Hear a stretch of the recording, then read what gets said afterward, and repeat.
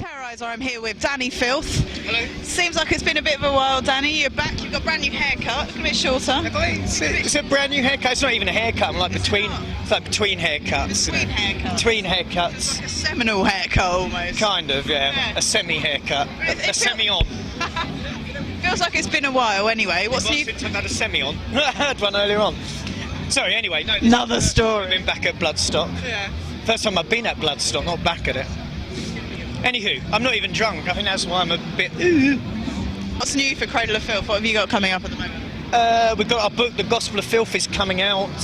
Oh, let's save that one. Let's save that one for later. But tell Okay, me, well that's what's new. An album as well. Have you got a new album in the pipelines? No, we've just started to sort of form ideas.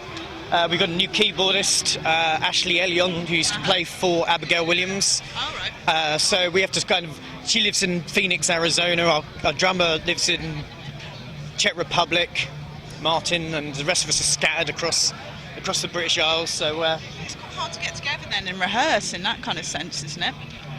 sometimes we just have to plan it right.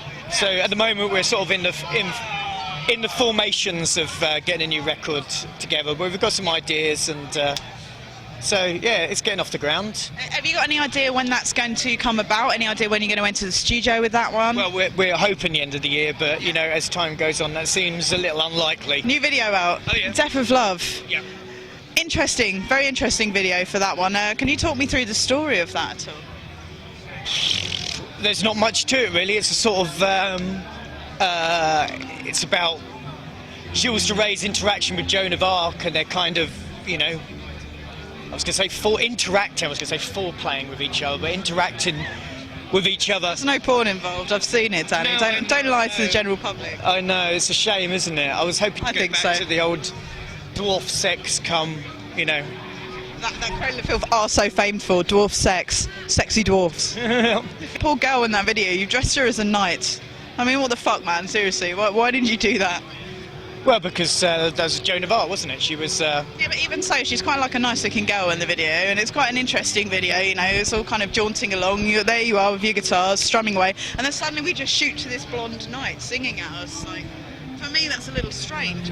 Did she lose a bet, or what's going on with that? She must have done to appear in one of our videos, yeah, I think so, yeah. She might be just being like the ninth circle of hell, she's just stuck there, really. Don't do yourself down, Danny. I don't. You are. I wouldn't. I would never. Tractor's arrived. Pardon? The tractor. Do you feel at home? I do actually, yeah. If you don't know, everyone at home is from Ipswich. Is this correct? Suffolk area? Suffolk area, yeah. Suffolk area in general. Yep. So you're used to be called a farmer boy in that respect. That's more appropriated towards our football team, who I hate. Who you hate? Who do you QPR. Support in that case? You support... He's a traitor. You support QPR, seriously? Yeah, well, no, I'm not a traitor, actually. I was a mascot for QPR, so I'm sticking to my guns. I was. What is the... I don't know, sorry, football not being my forte. Oh, there you go then, you're having a go at me for supporting Ipswich. You don't even know anything about football. No. I'm just wondering, what's the mascot? What's the QPR mascot? It means you run out with the, you know, it's one of those people when you're young, you run out on the pitch, kick the ball around. You didn't dress as a giant chicken or anything like that? No, but I would have liked to do that now, actually. I was just wondering, as a man in your position, do you think there's anything more for women in metal to aspire to, all vocalists aside, than being the keyboard player? Well, I think there's a lot of women in metal, isn't there? But there's what's her face, and you know her, and that, you know, the one with the hair. Hoojamer flipping the skirts. That's right, yeah, the one with the big thingies. No, I mean, there's plenty of women in metal. The thing is, I think the problem is that when women get into metal bands, everybody assumes them to warrant sex symbols, mainly because most blokes are really ugly. So you get people like Metal Maniacs and stuff like that, sort of having their annual, you know, for the readers, best of lady killers. But then that was always a crime thing anyway. It's good. Of course there's things to aspire to.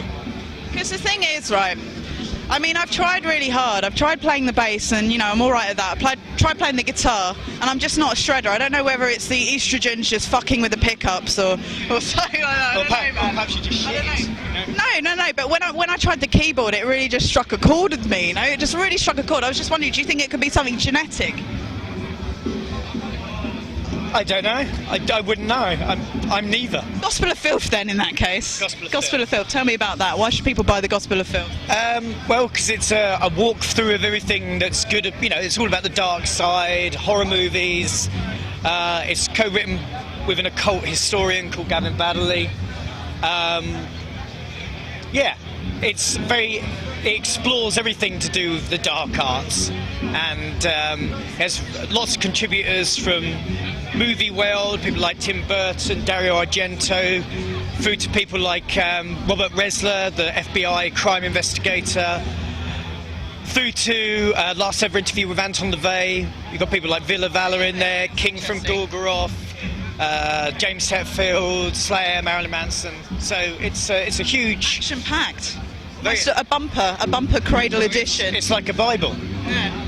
And you have Bible editions, I believe. Is that right? Yeah, we have a limited. Well, it's a grimoire edition. Yeah. Yeah. But are they not £50? It's quite expensive. Well, not really, because most books that are like that, and usually I buy them a bit more expensive than that. They have to be that expensive because of the paper they're printed on, or like made from, I don't know, ostrich feet or something, and they're leather bound, and you know, they generally sort of make twice as much money in about 2 years' time because they are strictly limited. Just thinking business-wise, I mean, we're in the era of a recession. I mean, do you really think you're going to shift a lot of copies for £50? We already have, yeah. Yeah? Yeah, but it's strictly limited to about 5,000, I think. Right. And are they going to be cheaper editions for fans that want to get hold of stuff? When the actual proper book comes out and hits the stores, yeah, I assume you'll probably be able to pick it up from Amazon for about 15 quid. I presume. Or new and used, which is also a good one. Yeah. Dani Filth, thank you very much. Thank you. High fives. This is how we end all our interviews. Cheers. Terroriser overnight.